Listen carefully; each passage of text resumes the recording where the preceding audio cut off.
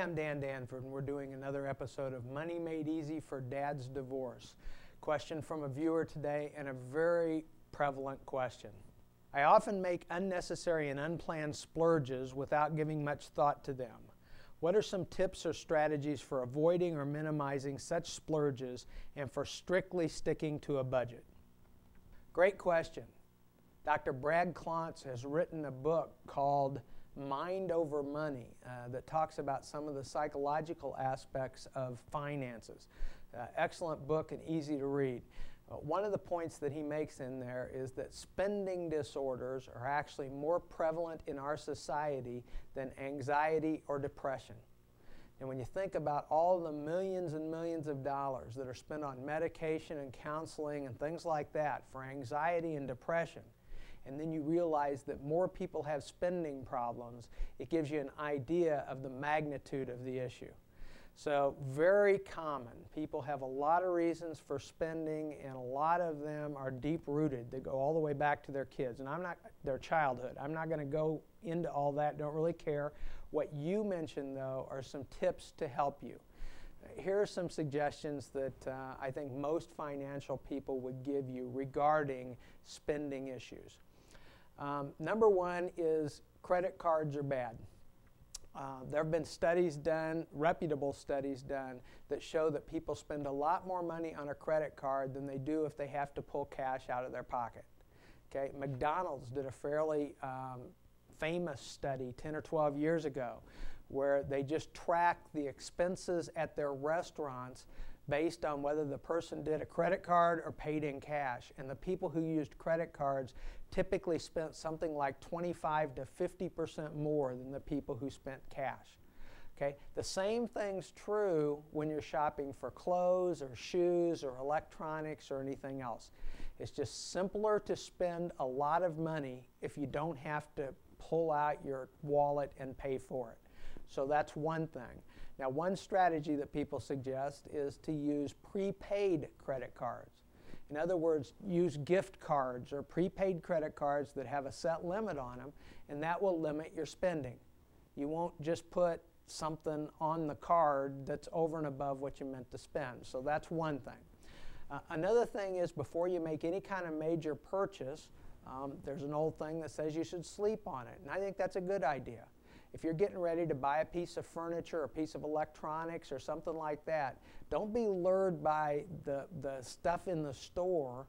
Instead, make up your mind, go to the store, look at what you want, go back home, think about it for 24 hours, and then go buy it, if that's what you decide to do. Again, studies have shown that if you sleep on it for 24 hours, you're less likely to splurge. So that's a big thing as well. You know, one of the things that they talk about at grocery stores and other places is don't succumb to the impulse buys. If you've ever noticed the way that stores are set up, they have a lot of things right at the checkout that are very appealing. Those are called impulse buys. In a grocery store, they do them not only at the checkout, but at the end of every aisle. And they'll put things there. It's not that they're bad things, but you are more likely to buy them on impulse than you would if you didn't see them. Okay? They do that for a reason. Those are typically high margin items. So if you can limit yourself in that way, one of the tricks they always said at the grocery store is take a list with you and stick to the list. Don't let something else lure you into doing something.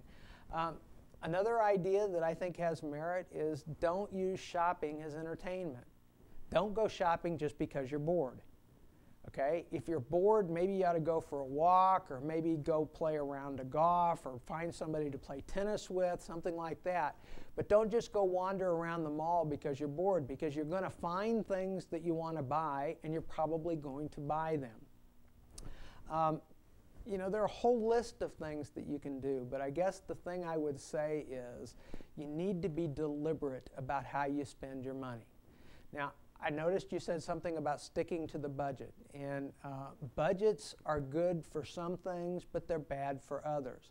Typically, for people with spending problems, budgets are sort of counterproductive.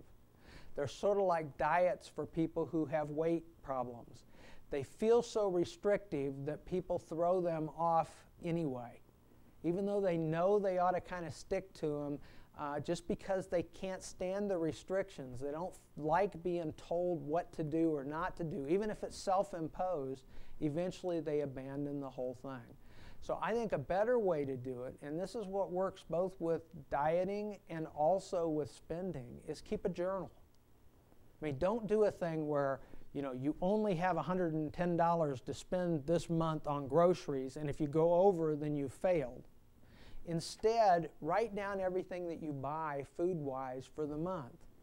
Get a good idea of what you are spending, because most of the spending problems are rooted in the fact that we don't know what we spent. In my case, I use a credit card for groceries. Okay, I do that very deliberately. I have a reason for doing that because that's how I keep track of things. But the worst possible thing is when you get the credit card at the end of the month and you say, oh my gosh, how did I spend that much?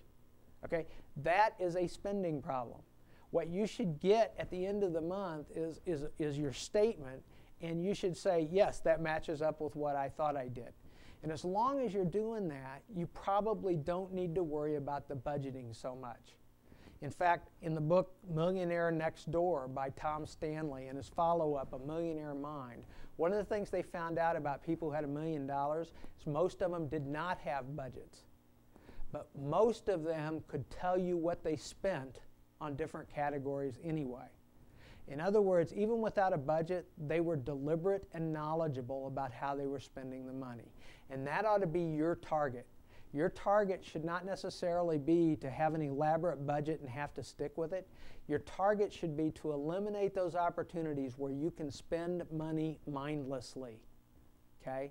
Every time you spend money, it should be with a thought towards, this is what I wanted to do and this is what I needed to do to accomplish my life's objectives. Okay, I hope that's helpful. I'd suggest there are a lot of resources. There are some credit counseling organizations out there that will give you a hand. Be very wary of those, though, that exist merely as a sales tool to sell you something else. There are a lot of good opportunities out there where people are glad to help you. It won't cost you a lot of money. But truthfully, getting a handle on your spending issues will make a tremendous difference in your financial life. That's another episode of Money Made Easy for Dad's Divorce. I'm Dan Danford. We'll see you again next week.